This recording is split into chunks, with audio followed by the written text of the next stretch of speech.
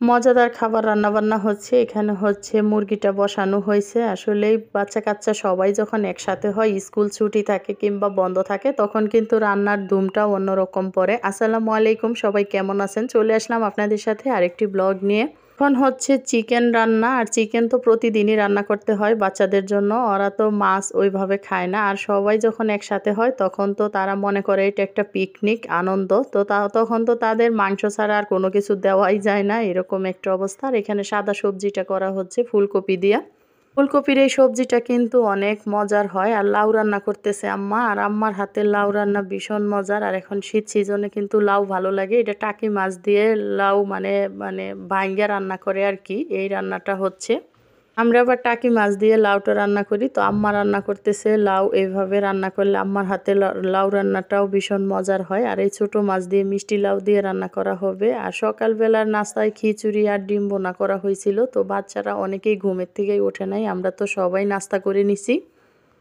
Pritha mobile টিপে, আর এদিক দা তাজোয়ার আর তোরাজ দুষ্টামি করে। এরা তো সারাদিন এই দুষ্টামির মধ্যেই আছে। আর তাজোয়ারের তো ঈদ লেগে গেছে আর কি, স্কুল ছুটির পরে। আর এদিক দা মুরগি রান্নাটাও কমপ্লিট হয়ে গেছে, লাউ রান্নাটাও হয়ে গেছে। এই তো ছোটো মাছ রান্না, সবজি রান্না, ডিমটা তো সকালেই রান্না করা হয়েছিল। আর এখানে সব ভাই বোন আমার কাছে একটা আবদার করতেছে যে ফুপ্পি চিকেন ফ্রাই করে দিও। আর আমার হচ্ছে ভাইয়ের মেয়েটা বলতেছে যে ফুপ্পি সাথে একটা সসও দিয়ে দিও। তো সবাই অনেক মজা করতেছে, হাসাহাসি করতেছে। ছোটো বাচ্চাদের এমন আবদার কিন্তু ভালোই লাগে।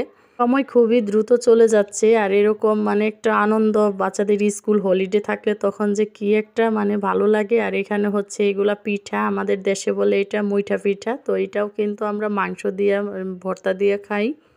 তুরাজের পছন্দের মানুষ হচ্ছে আয়রামণি, তার বোন। তো সে সারাদিন আয়রা আয়রা বলে, আর আয়রার সাথেই মানে খেলতে ভীষণ পছন্দ করে। তো সে এখন দৌড়াদৌড়ি করতেছে আয়রামণির সাথে।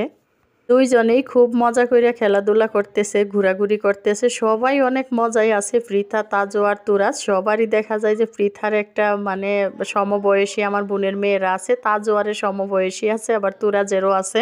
এখানে সবাইরই একসাথে বাচ্চা, আন্ডা বাচ্চা যা আছে বাসার সবগুলার একসাথে বসাইয়া খাবার দিয়ে দিছি। কারণ এটার মজা কিন্তু অন্যরকম। এরা মনে করে যা সত্যি পিকনিক চলতেছে। দেখেন কি সুন্দর করে বৈশা বৈশা নিচে বৈশা খাইতেছে। আর এদিক দিয়ে কলার পিঠাগুলাও কালকে রাত্রে জাল দিয়ে দিছিল। আর দেখেন এগুলা সব বক্সে বক্সে আফা রেডি করে রাখছে।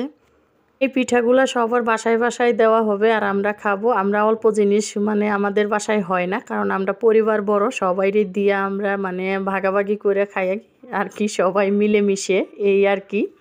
সুরাজ তো কালকে রাতে গাড়ি কিনছে, মোটরসাইকেল কিনছে, সব নিয়েই আছে। সে অনেক খুশি গাড়ি টাড়ি পাইয়া, কারণ সে কয়েকদিন ধরেই বলতেছিল বাসায় যে সে একটা গাড়ি কিনবে। তো কিনে নিছে। সবাই দোয়া করবেন, ভালো থাকবেন, আল্লাহ হাফেজ।